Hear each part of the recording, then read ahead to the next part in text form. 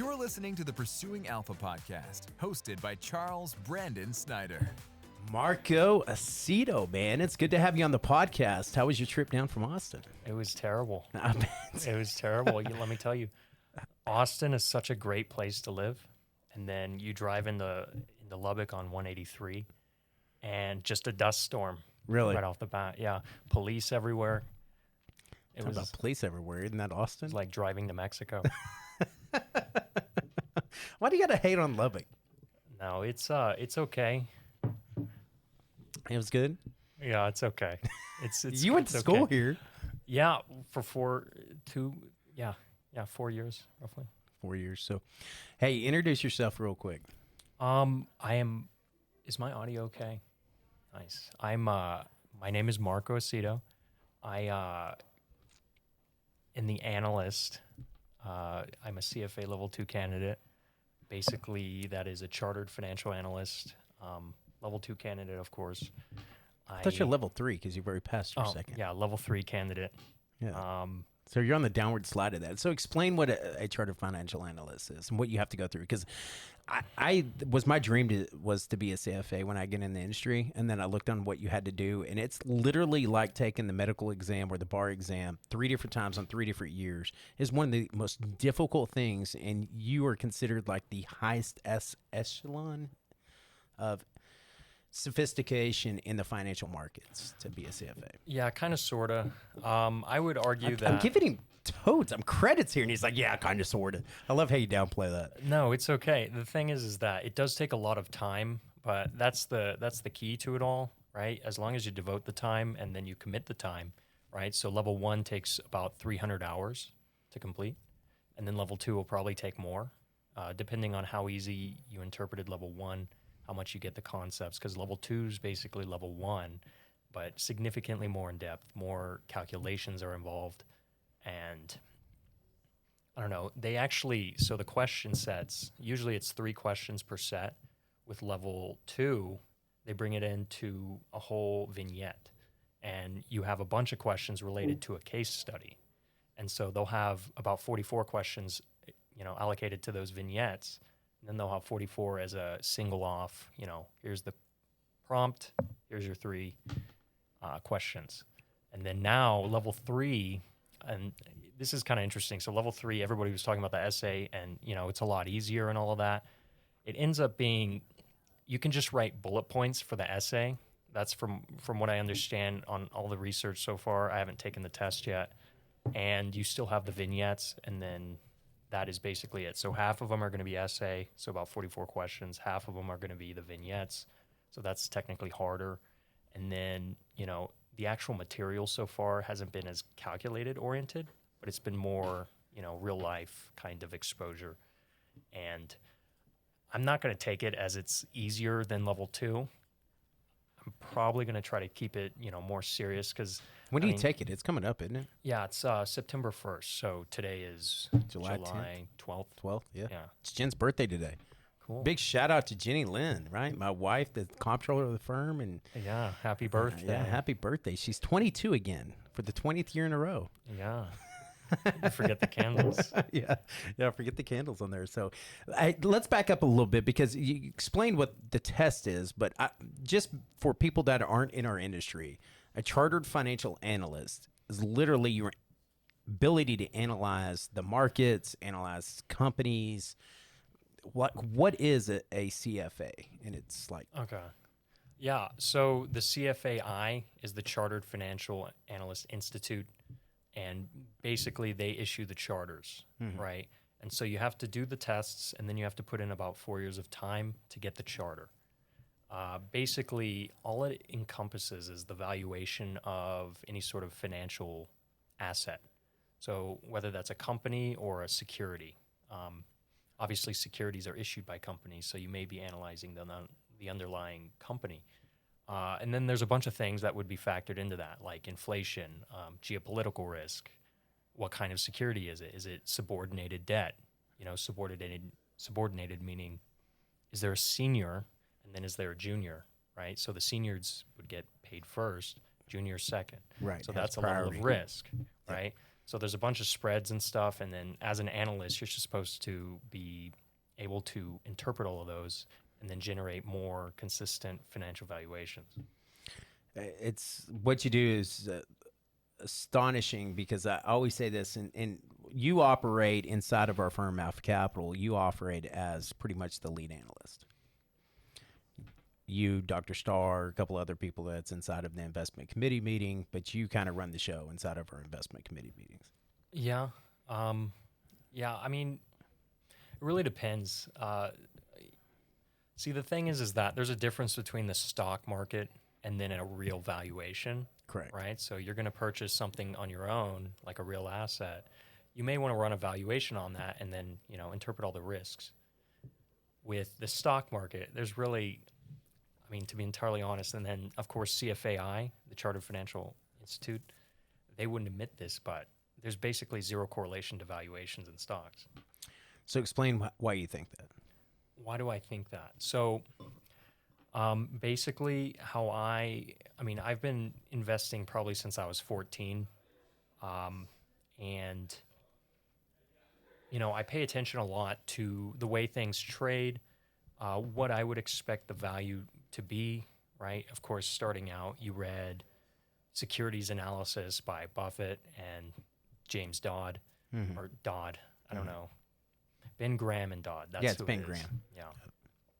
And then, you just kind of like fundamentally bring all of that stuff into the stock or security, whatever it is.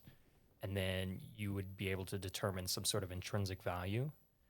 And over the years, every time I've done that, there's been zero correlation to the intrinsic value and the actual what stock the stock's price. actually trading at. Yeah, and then the other issue is that, whenever we do look at that intrinsic value, you'll notice that there's several subjective things because of all the assumptions that you put into it. So there's a discount rate, right? The discount rate is basically what you would price it at, and you take all the revenue year after year after year, and then you discount it, and then it generates Why are value. you discounting it? I know why, but I'm just asking so everybody understands. Why would you discount it? Yeah. So discounting it is basically, you have a required rate of return as an investor. Let's assume the market does 10% this year. Initially, your required rate of return is going to be 10%. So you're discounted by 10%. Yeah, and then let's assume the risk-free rate, right, which is government-issued treasuries, something like that, given the time frame, let's say that's 5%. Sure. So we'll add both of those together, that's 15%. But we also need to adjust for the specific risk that you're taking on the actual security itself. Security, yeah. So that equation is called the CAPM, or the capital asset pricing model. And it's good in real terms, but it's really, really bad in financial stock market kind of stuff. And this is where, I always believe there's healthy tension, right? And if you ever get to that place where in our investment committee meetings, that if everybody agrees, then we're all going to be wrong. And so I like the fact that the way that you analyze is completely opposite of the way I analyze. And so because I'm not a CFA, right, I'm looking at portfolio theory. I'm going back to fundamentals. I'm going back, that's kind of where I'm at. But your approach is more Elliott wave theory, and it's going into actually momentum a lot and actually measuring where the stock is actually trading at any given time and seeing if it's a good opportunity to buy. And Dr. Starr's in there on the economic side of it, and then we have some other guys that go into it periodically as it comes into our committees, but it's mainly 4 or 5 of us. That's core. Harrison's in there a lot of times, and so is Gustavo. But I think you have to be able to be astute inside of analyzing what a position is based upon multiple metrics or multiple valuations or multiple looks. And this is where iron sharpens iron, right? I think we all went out sometimes. Sometimes there was a commodities sector a couple of months ago, and you were adamant about what it is. And, dude, you knocked it out of the park. You were up substantial on that position. We were up 50, 60% for the year. I'm not saying this is the normal. I'm not, just saying that this was a sector that we got it right in a big way. And there was a lot of tension in that meeting, and that whether we should stay in that position or not. And this is where I think a lot of guys get it wrong, is if you don't have different perspectives, you end up getting it wrong more times than not. And we evaluated at different times. We sold some positions and we ended up buying them back. And we actually did really, really good in those. But then there's the opposite side of that trade where we're looking at, the tech sector right now is, for all financial fundamental metrics, is bonkers right now. I mean, there's like, you look at some of the biggest high flying, and I think it's really coming from artificial intelligence, is pushing a trade that has no fundamentals behind it. But if you look at it from a technical analysis, which is what you like doing, right? So can you kind of explain what the difference between fundamental analysis and technical analysis is? Well, it depends on what kind of fundamental analysis you're doing, right? I'm talking about free cash flow is what we look at, free cash flow and multiples. Yeah, I'm a huge deal. I know it's not the greatest way, but I'll look at like Stertino ratios and looking. I don't like PE. I think PE is like a really, and it's not Stertino's, it's the Shiller's PE.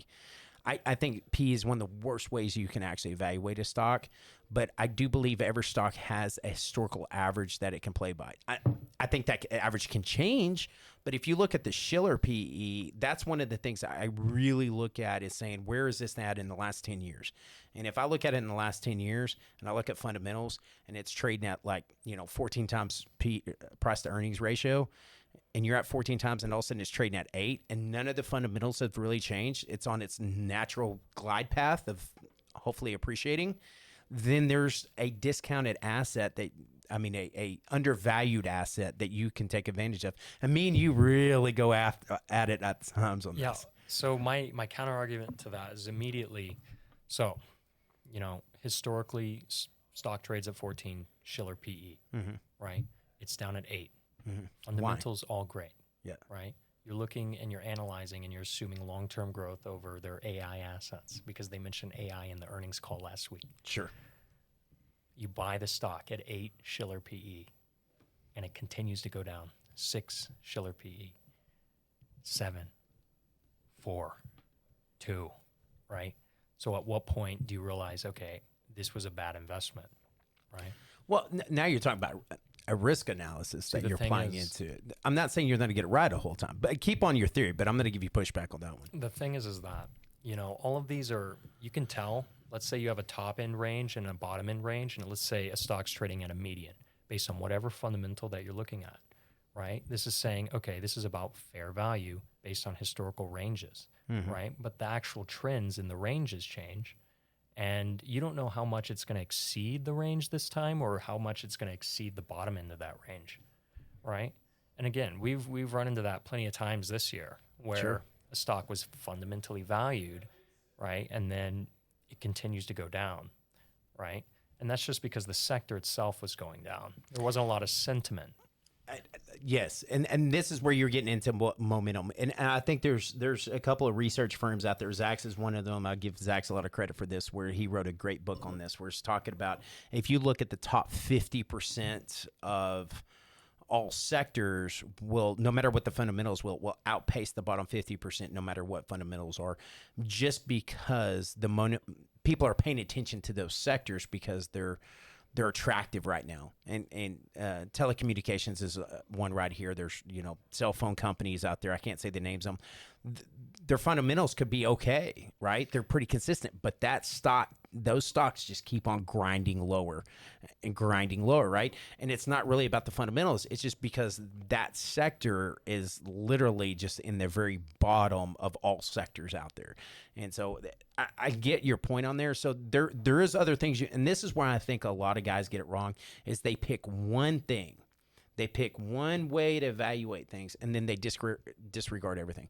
And we look at it from like 8 to 12 different ways, whether management teams there, historical PEs, right? Fundamentals. Then we start looking at your side, technical analysis. Is it a good time to buy? Is this company shaping up to be the right time, or are we catching a falling knife, right? Or I like buying good companies at average valuations. it's easy to try to pick a bottom and say that you're the smartest guy in the room and you're going to pick the bottom and you're going to pick the top and you're just destined to always lose. Does that make sense? Let's pause real quick. All right. How does it actually, so with the TA, the technical analysis, right? I always wait after a security bottoms and then have it set up an actual move up. And then we wait for a confirmation each time. And when we get that confirmation, then we enter the position. This would raise the probability of success on the investment, right? So break it down here. So everybody understands, or is more, I think, knowledgeable because the industry really speaks to fundamental analysis a lot more. So explain that one real quickly. I think that one's pretty well known. Yeah. So basically, I mean, it's just a whole swath of general assumptions about fundamental analysis, right? Obviously, everybody's read some sort of Warren Buffett book or Benjamin Graham, about, the valuation of a company. Does it have recurring cash flow? Does it have, a future impact? Does it have any sort of, in today's world, a future growth? And, we take all of that, we take the debt, the amount of interest they pay every year, and, we get the operating profit. And then eventually we create a valuation for the firm, which is an intrinsic value. And so the common term that you're looking at to get that valuation is EBITDA, right? So you're trying to get an earnings valuation, then you get a multiple or a market value, or you get some type of... Yeah, I mean, EBITDA for certain sectors, right? Obviously, people are going to mention a growth company and then talk about revenue. Yeah, you're going to mention, sales. A staples company and talk about, bottom line, maybe net income or EBIT.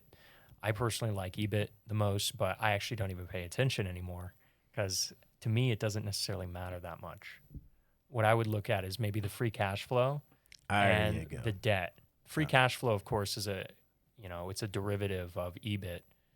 But, just for looking at a company in 30 seconds, I'll probably look to see if it's going to go bankrupt. Check, it's not. Right. Is it going to have, cash flow? Does it have a dividend? Yep. Or it's got a dividend that we like. Our paper yield is going to be this much. It looks pretty nice here. We're going to hold for maybe, this certain amount of time period, right?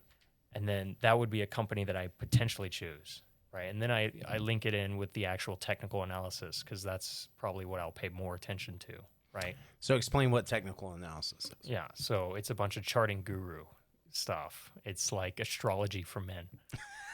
That's what it is. No, that's what most people would say. I know Eugene Fama French, the efficient market hypothesis guy, he thinks it's absolutely garbage. But my thing is that I think both of it plays a point. And there's times that you need to watch fundamentals, and there's times when you need to watch technical. So I don't think you can discount either one. But let's explain what technical analysis is in its core first. Yeah, so it's literally a bunch of lines on a chart. That's typically what it is at its core. A stock chart IPOs, it probably drops, and then it goes up, and it sets up certain, depending on what technical analysis you use, there's really bad technical analysis out there, and then there's really good technical analysis. What's the example of good and bad? So obviously what I think I do is going to be the best, right? So I like Elliott Wave. We mentioned it earlier. The reason being is that it basically charts sentiment on a stock chart. And so the premise is basically, people have positive sentiment, they'll go and buy stocks, right? And so Elliott Wave theory, where it's really accurate, is with aggregate stocks like the S&P 500, right? So the maximum amount of aggregation in terms of human sentiment, that's basically what you want to chart. Then there's bad stuff. You can make a case about RSIs being bad, moving averages being bad, right? People always talk about a golden cross, death cross, which is basically the 50 and the 200, I think, when they cross over. Yeah. So the 50 is the shorter time frame. When it crosses above the 200, that's called a golden cross. What I've seen in my experience is that every time you get a golden cross, it's about 2 weeks until it reverts all the way back down. And then obviously the same with the death cross. People say that's a bearish thing. It's actually probably more bullish. The problem is that that's maybe it happens, maybe it doesn't, right? With Elliott Wave, we're able to calculate based on a small move today where we're probably going to go and find resistance and find support in the future. Okay, so you got to break it down, and so I'm going to break it down the way that we talk about it in our investment committee meetings. And so there's ABC waves, and there's 1, 2, 3, 4, 5 waves. That's the basic deals, and I'm trying to get as rudimentary, elementary as we can get, right? And so the problem I have with technical analysis is you don't know which one it is. And so if you're off on that, you could be completely wrong with it. So it's still subjective in how you evaluate the waves that you're in. And that's my problem I have with technical analysis. Yeah. So the interpretation is a Key. little more subjective. It is very key, though. It's not very subjective, though, at the same time, because we're still looking at the same stock price. The thing is if you do Elliott Wave with intellectual honesty, you're going to find alternative counts.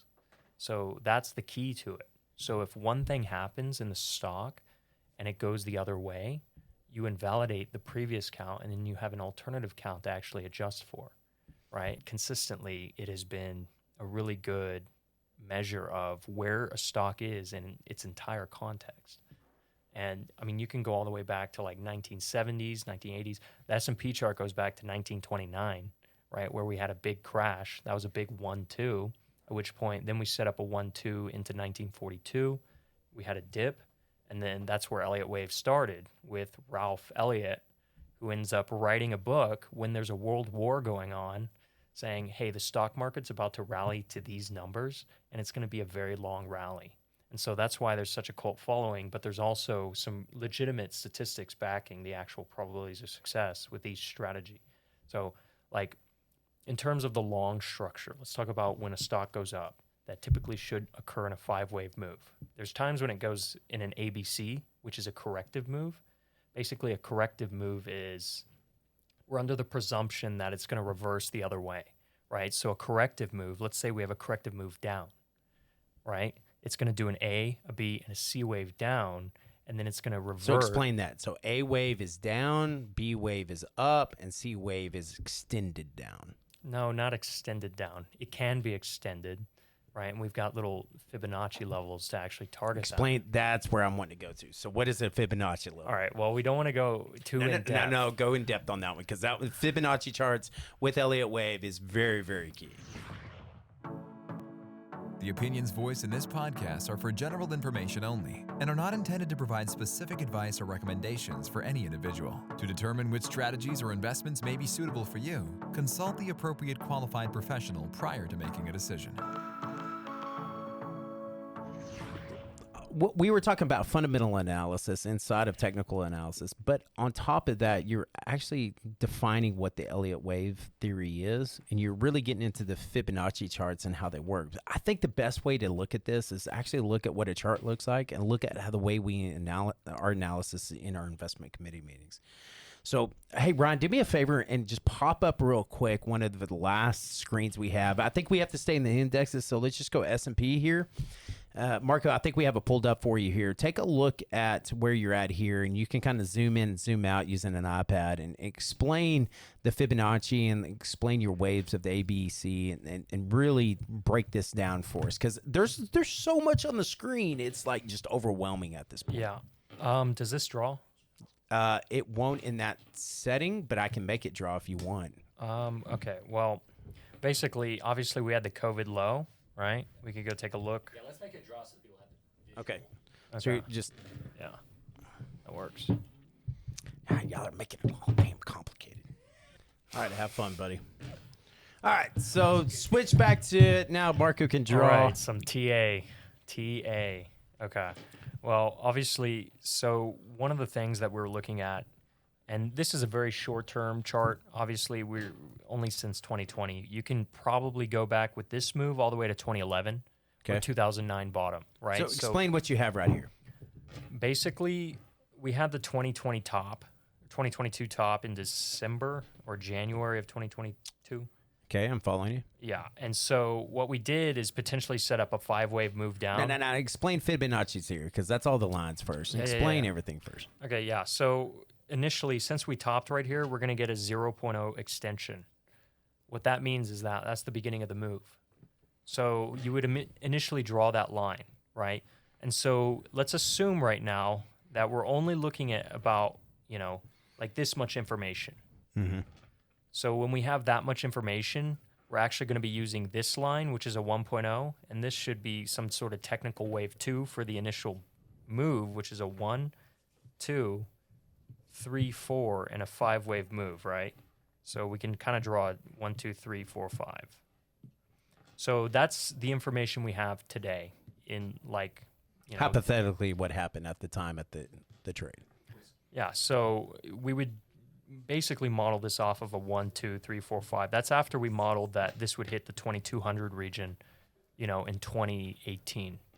So that's the key to this. What we would do is basically draw the 1.0 right here, draw the 0.0 right here, which is the inverse of what you see right here, with the 0 being here and then the 1 being right here, right? So we would draw those, and then we would see that we've actually hit a perfect wave 3 target. And so this is our expected wave 3 target, which should hit the 1.618, which is this purple line. That's where it hit when we draw the lines as a 1.0 right here and then a 2.0 right here. However, this should have been the bottom right here, and it wasn't. That's the big difficulty. So what we saw here was a potential ABC, or what you would call a leading diagonal, which is a 5-wave structure as overlapping. And you can kind of see that. Can I erase here? Yeah, there's no erase. Perfect. Yeah, there you go. So, this could be a 1, this could be a 2, this is a 3, 4, and a 5. They don't normally show up like that, and you don't want to take risk on that because it's more more variable. However, obviously, we know what happened in 2022. We did not bottom right here. We ended up rolling over, and then we hit, standard fib targets all the way down, and we were trying to find a bottom. Obviously, the May bottom potentially was good, and then we ended up reverting in August, and this was a good little retrace. It was the 382 of that move, which is the 618 retrace of the bearish move. But right now, let's just jump to today. We've kind of got a good idea of the fibs. It's a little confusing at this point. It's very confusing at this point. Very, very confusing. Anyway, we've got a bottom in October, and we can actually go back to that October bottom if you want to. We could talk about some fun No, things. I just want to talk about where we're at right now because I think we're in such a fragmented market. It is. I've done this for 12 years, close to 12 years now. This is the most fragmented market I've ever seen in my life. Yeah. So obviously we know about the Magnificent Seven. Right. That's been going on this year. Explain what that is because people aren't. Originally, we can't necessarily mention individual stocks, right? So you have those FANG stocks, right? And then obviously there's been a bunch of AI hype this year, especially starting in, I think it was maybe April or so, ChatGPT. Yep. That's when all the shit hit the fan. Basically, all the big SIMIs started rallying. Yep. ChatGPT ended up doing pretty well. Microsoft added a little bit of ChatGPT. They were a big investor at the beginning. Yeah, so the thing is that that's a lot of hype, but we've never actually seen this of all time. Like we've never seen 7 stocks run the entire market. But you got to explain why the 7 stocks run the market. Those 7 stocks make up like literally 30-40% of the overall indexes. Yeah, that's true. So one of them's like $3 trillion now. Yeah. So have you ever heard of a $3 trillion company? That's like more than most governments. Most like the countries. government. Most countries don't make $3 trillion. I'm trying to think right now. I think that's more than the government revenue. Yeah, almost. That's crazy. Yeah, that's insane. So obviously, there's another one, and then there's another one that are all at $2 trillion. Yeah, So, and so when you have those 7 stocks make that move, right, then you're, holy cow, right? But I think pertinent investors need to look at the risk that comes with those 7 stocks when they just went down by like 50% in 1 year. yeah. So, okay. So Does that make sense? One of the key issues here is that Elliott Wave was telling us at this point in time, once we had identified a bottom, and notice here, obviously we don't have TradingView up, but there was actually what you would call a news failure here on the October low. So when you look at this, you see that we ended up starting at the bottom, right? We opened at the bottom here, and then we rallied the entire day, plus 4%. What that's called is a news failure, and we ended up bottoming on the worst inflation print through in the entire cycle. So, I mean, obviously we remember talking about, 7, 8, 9. This was like 9.6% core, like the Federal Reserve's measured inflation, 9.6% inflation. So that probably means it was a real inflation measure of like 15%, maybe 20%. Because you got to take out X gas, X. Yeah. There's so many things that are taken out of the inflation. So when we consider that, we ended up bottoming on the worst news possible, and then we rallied. And the problem is that, when you go long a balanced exposure, that has not done well this year. So if you're involved in, financials, you're down. Energy, you're down. Staples, you're down. Healthcare, you're down, right? Only certain specific stocks are up this year. Mainly tech. It was just all tech. Yeah, purely tech. That's fair. But that's part of the issue this year. And so what you're saying is that from a technical analysis, but also from a fundamental analysis, but literally just from a picking analysis, if you were in one sector out of the 20 some odd sectors there are, you just killed it.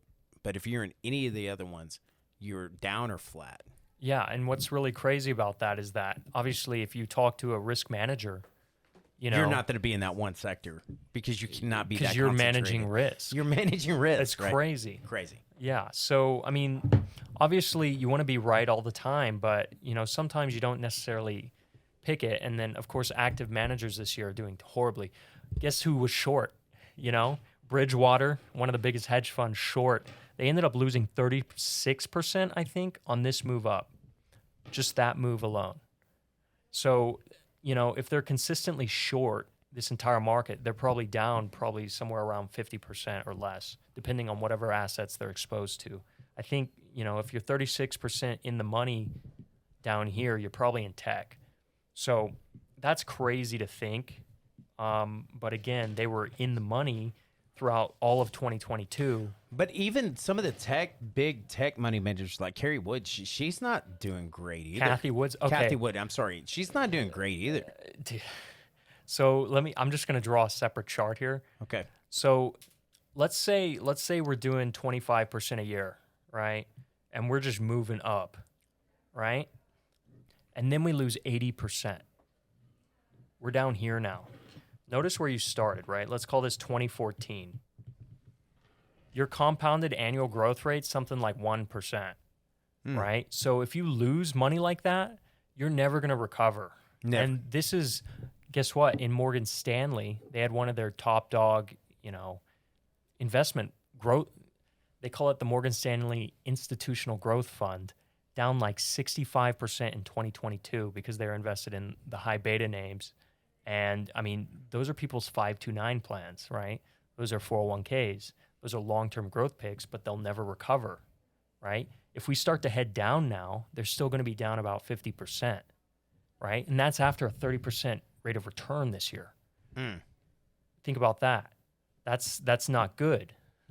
No, that's not good. That's Again, crazy. You can't recover from it. Mathematically, this is the thing that really is hard with clients, I would say, is that mathematically you can make more money than the S&P by just taking less drawdown, right? That's always been the trend. And that's why I always say you got to be, and so let's get a little technical here. So the firm's called Alpha Capital for a reason. The podcast is called Pursuing Alpha for a big reason, right? We're always looking at the upside and trying to capture that. So can you define those terms for us in your worlds? Like, what is alpha?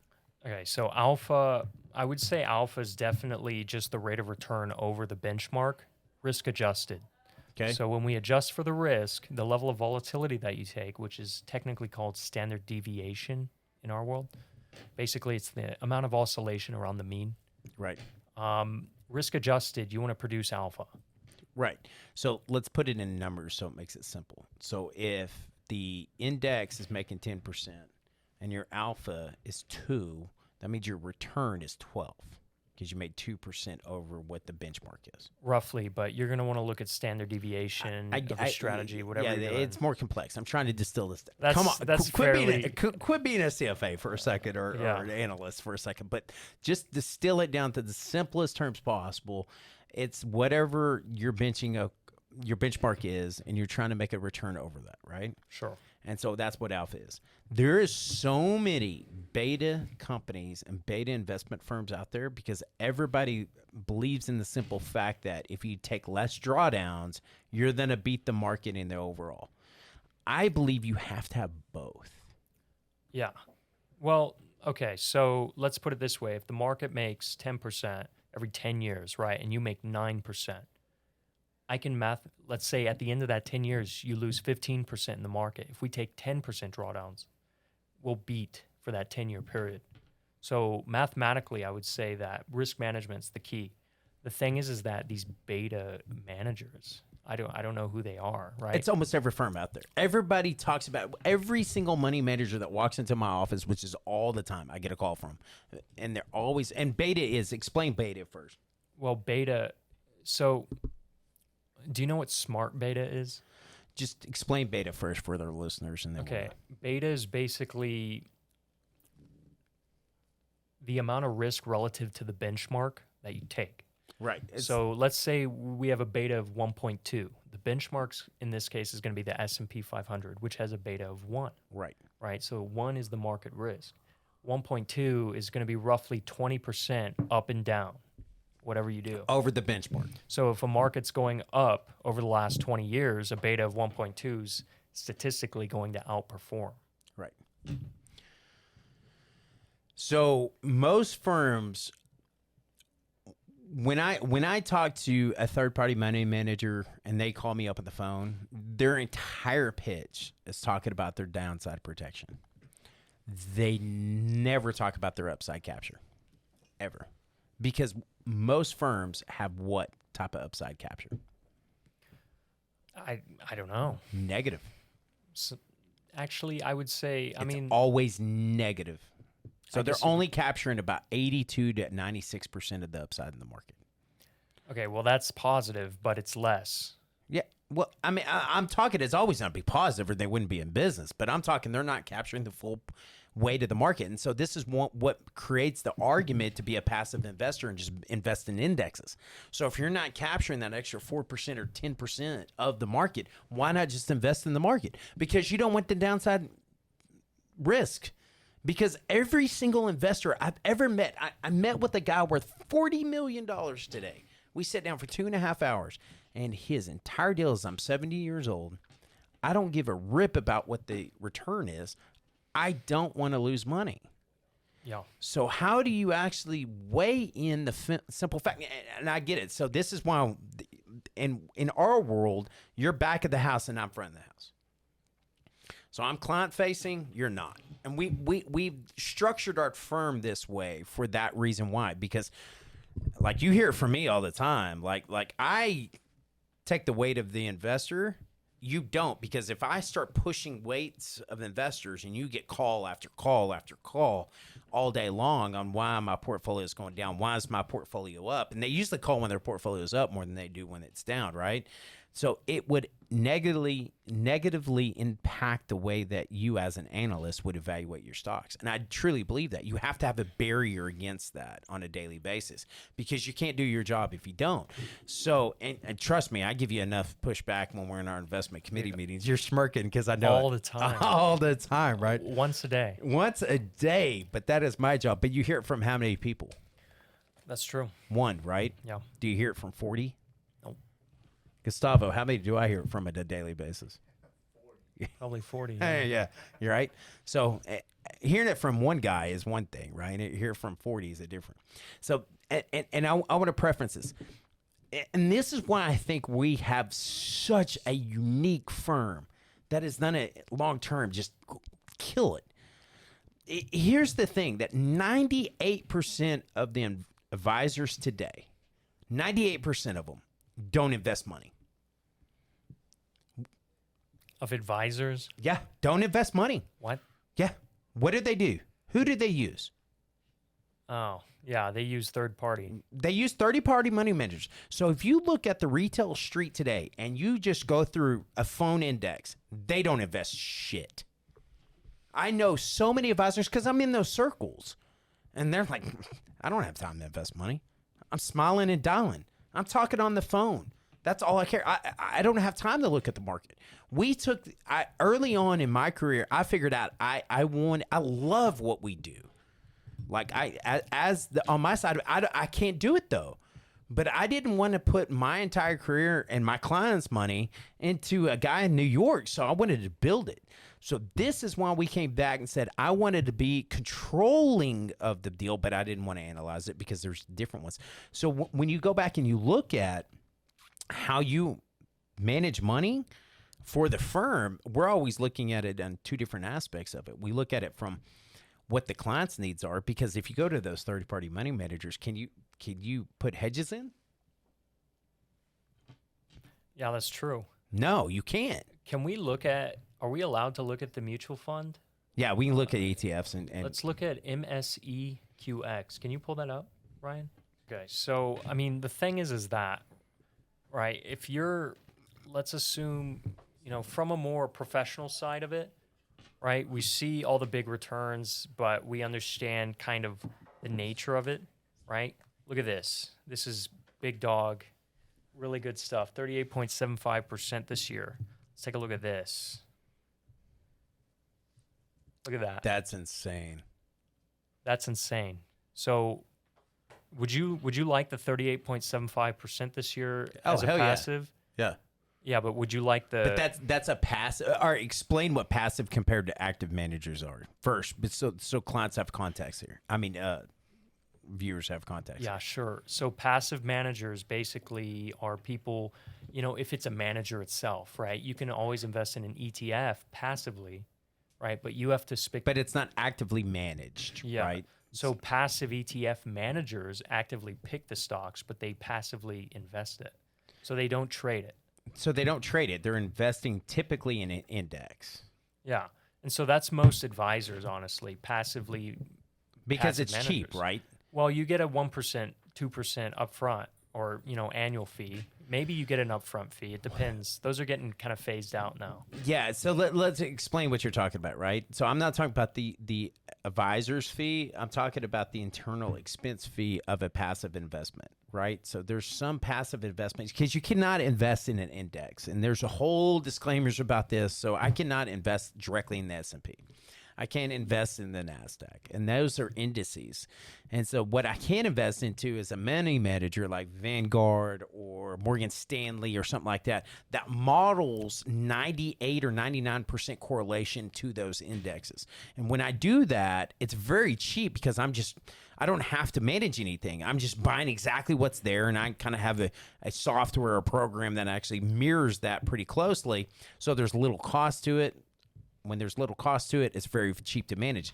But to your point, when you do that, here's Morgan Stanley's passive investment funds, whatever it is, growth portfolio, whatever fund that is, expense ratio. Yeah, and then again, statistically, this is also why I don't do modern portfolio theory. Statistically, if we, remove the 2022 performance, this is one of the best performing funds of the last 25 years, right? And then they just had a generational wealth loss, right?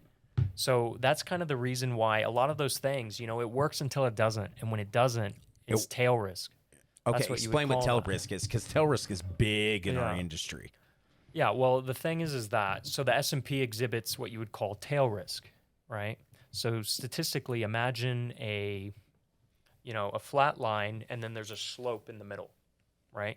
So if we do a flat line, it kind of comes up like this. Does that make sense? Drop for me. Hold on. Stay right there, man. Yeah. So we're just going to jump back into this. We're going to go down, and you're then. Let's go to black so we can actually see that. Drop for me. Yeah. Okay. So this is one of the most interesting statistical relationships that you can find. Basically, when you're looking at the skew of returns, right? So let's say one day we're up 5%. The next day we're down 2%. right? The sum of all of those over a time period. Not the sum, but each individual one separately. Basically, most of these passive funds, including the S&P 500, exhibits something like this. So this would be 0. It's going to look like this. And this is what you call a normal distribution. Basically, it has a kurtosis of 3, which is the height of 0 all the way to 1. And then, the skew is actually going to be more like this. So if this was 0, this is plus, let's actually erase this right here. Let's call this plus 0.3%. So on average, most of the frequency is going to be plus 0.3%, something like that, right? But notice this over here. It typically looks like that, where this one is like this. This is plus 10%. This is minus 10%, right? So these are the fat tails we're talking about. And then again, as we saw with the Morgan Stanley fund, you can make 38.75% in a year. That's almost, making half your money in a single year, right? But if you lose 70%, obviously the negative returns actually magnify more than the positive returns. So this is the thing, 2008 was one of those fat tail risks, right? 2001, you can make an argument that it wasn't. But 1998. Yeah. You end up losing, 30%, 30%. Right, basically, right. NASDAQ was down 85%, something like that. It took all the way till, I think, 2016 or 2017 to recover. Mm-hmm. Yeah. So, these are things that people don't model out because it's sort of a low risk probability, but that's basically what fat tail is. So when we look at softwares, and we have a lot of softwares in there, you're talking about the 95% probability. The 5% is what you're talking about is tail risk, is the outside of normal correlation or outside of what the normal market makes. Because that 5%, as you're saying, could be so extreme that it could decimate your portfolio for decades. Yeah, sometimes, yeah. 2008, my dad, the thing is that it's a permanent loss of capital sometimes if you're invested in the wrong things, right? So if you're invested in a bank in 2008, it's a permanent loss of capital because they went bankrupt. Right. Yeah. So in 2000, how many people were invested in tech? I've heard it's countless times, coders, all those people in tech ended up investing in a startup that they were a part of, and then they end up losing all of their money based on paper valuations, and then those paper valuations turned to real valuations of 0 because they went bankrupt. Right. Yeah. So what you're trying to do is mitigate risk so you stay outside of tail risk. Yeah, well, not necessarily, but we can observe it with the certain stocks, and when you diversify more, you typically avoid the tail risk, at least to a point, because there's always systematic risk. Yes, and explain systematic risk is when everything goes down. Thing. Everything goes down. Yeah. Right. It doesn't matter. And like the bond market, the equity market in the last year, it was just everything went down. It was crazy. Yeah, and then of course with the move to LPL, we can definitely hedge that. We've been taking a little bit of that every now and then. Mm-hmm. This year, though, how many active managers were short? Like, how crazy is that? The actual narrative at the beginning of the year, at least in December, was recession in the first half of the year, followed by an asset rally in the second half of the year. And it was the exact opposite. Well, how funny is this, though? My personal argument against that is basically you can't put the idea of a recession along with the idea of stock returns. Explain that. Would be that's my point of view. So, again, we haven't really gone into my actual methodology. I talk about Elliott Wave and all that stuff. It's just a bunch of lines on a chart, right? But the actual understanding, like if you pay attention to the stock market, you'll notice that it never moves based on the quality of news, based on what the news is saying. It only moves on the news. So let's assume, in October, we have the worst inflation number of all time. Well, that was a catalyst. All it was a catalyst for the markets to bottom, right? That's kind of the gist. Usually when people are most bearish, the markets bottom. And when people are the most bullish, the markets tend to top. So that's going down to the Buffett rule, right? So Buffett said it best when it says when everybody's the most fearful, you should invest. When everybody's the most euphoric, you should actually sell. Yeah, but I think he was talking about buying Bank of America in 2007. You know, I mean, you want to wait 45 years for your stock to, you know, achieve value, go for it. You know, if markets on average go up like 8%, you can take your 54 years and go, you know, sit in the sidelines with your stock. But the thing is that if you lose 50% within now and then, that kind of sucks. Mm-hmm. Yeah. So that's my thing. You know, when things are getting a little frothy, sometimes it's prudent to take some off the table. That's where I think it's important. Yeah. And diversification, and here's I think the entire industry has to adjust or actually change what diversification is defined as. And it really, and this is why I think our model, and me and Gustavo had a great podcast, we'll link it here to this, is our model actually doesn't worry about, so we segment this down from, the way our model works is you have your world and you live in a very finite side of investing into fixed income equities in the market itself. We work on a different model where it talks about investing in fixed income as far as cash, right?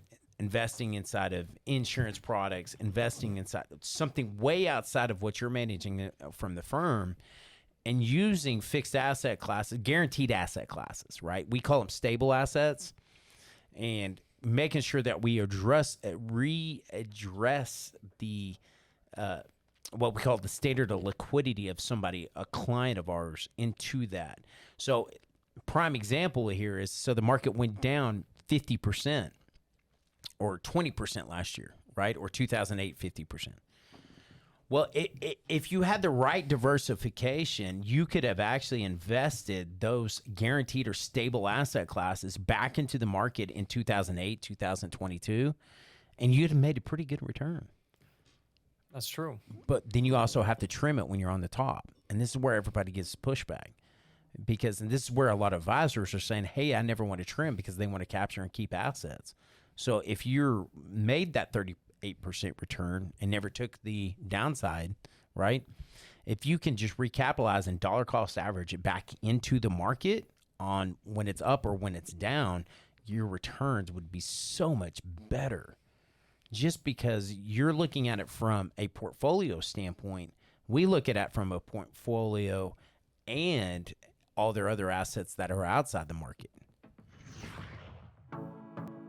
The opinions voiced in this podcast are for general information only and are not intended to provide specific advice or recommendations for any individual. To determine which strategies or investments may be suitable for you, consult the appropriate qualified professional prior to making a decision.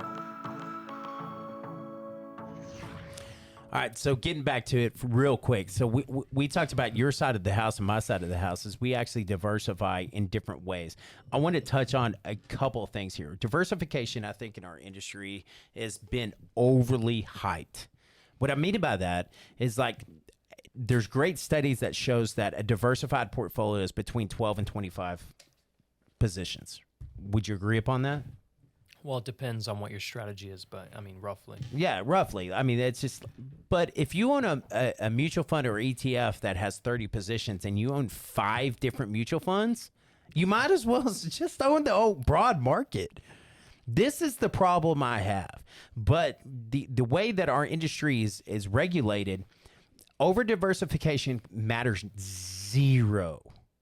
Absolutely zero. Because they just want you to own the broad market, because everything will go up at that point in time. And if everything goes up, because all new contributions on a monthly basis by these 401k companies will go into the broad market, and it will just melt the market up with no fundamentals. And it's to your point. I get it. It's to your point, but it's not right. You know what really sucks is that when you have these 401ks, you can't even analyze the funds that you're looking at, right? And it's just exposed to whatever, international developed. You can throw money at it. You can, maybe take money out of it. And, I mean, you've got a bunch of those, and guess what the fees are on those 401ks? Yeah, they are. Insane. So this is why I think active managers that actually manage money is going to come back into form, and it's not going to be passive investors anymore.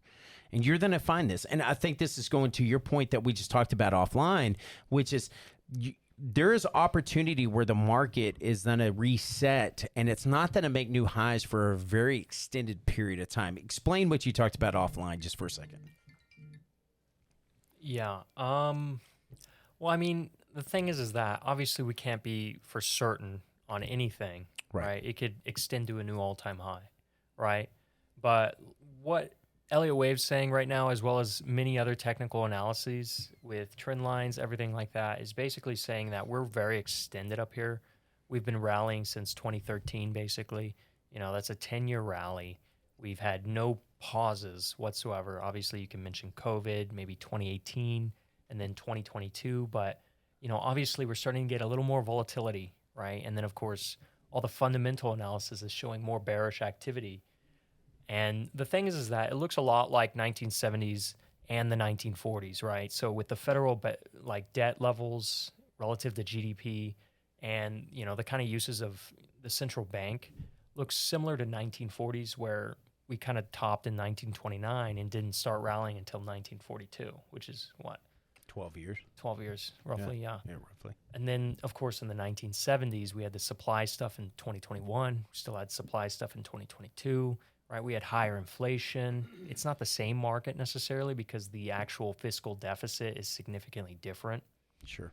But, I mean, I think we topped in 1969 and didn't bottom until 1974, right? Even if we made a new all-time high, we ended up dropping like 50, 60%. And then we made another high, and then we dropped another 67, 70%. So, I mean, that was a whole decade right there, which is basically, you know, stagflation. So nobody's really kind of considering that because we've just had markets where 10, 12, 13% compounded annual growth rate. So what you're saying is that we could be in a position where the markets don't continually go up.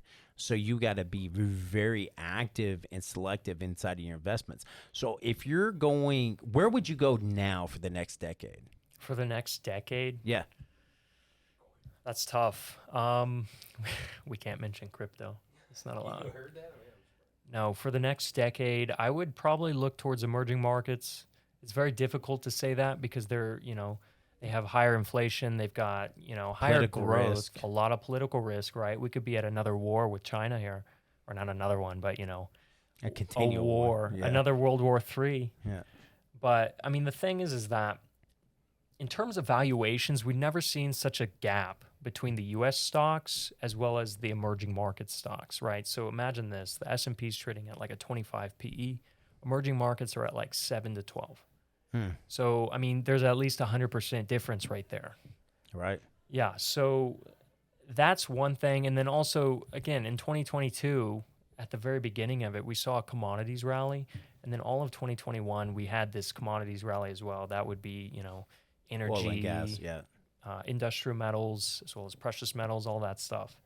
We may be in a longer, you know, people like to say super cycle. I think super cycle is kind of a stupid thing. I think the sentiment right there is definitely positive for those sectors in the long run. Obviously, oil topped in June of like 2022.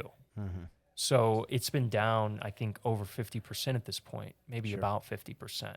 It has not had a good 2023 and it had a bad 2022. And eventually sentiment's going to, you know, shift. It's just when everybody turns bearish on the sector, that's when you need to be buying some stuff maybe. Sure. Obviously, I'm not inciting any buys of oil. Yeah, we're not making a recommendation. But here. yeah. We're just saying So the there's thing an is, opportunity there if fundamentals align. we also need to understand the risk, though. With emerging markets, we've seen them do very well when the S&P's done very poorly. We've also seen them do very poorly when the S&P's doing very well. So there's a lot of risk there. And then also, if you're purchasing commodities and emerging markets, the thing is that they're correlated because a lot of the emerging markets produce commodities. So, I mean, there's a bit of nuance there. Obviously, you probably want to, you know, consult a professional on that stuff. But Well, I think that's gives us a little bit of insight on where your head's at, Marco. I really appreciate you coming on, man. I Yeah. always learn so much whenever we talk, and I'm fortunate to be able to talk to you so often on a daily basis. And every day, right? like 8:30. Yeah, and so it's one of those things that it's great for us, and hopefully, if you like what we talk about here, you know, it's something that is, I think, going to be a very different environment going forward. Dude, everything is an extreme these days. It is. It's crazy. There's It's riots crazy. in the street all the time. All the time. And so, but I appreciate you coming on, man. Marco Aceto, thank you so much for joining us today on Pursuing Alpha. See you soon. See you next time. All right. Talk to you soon.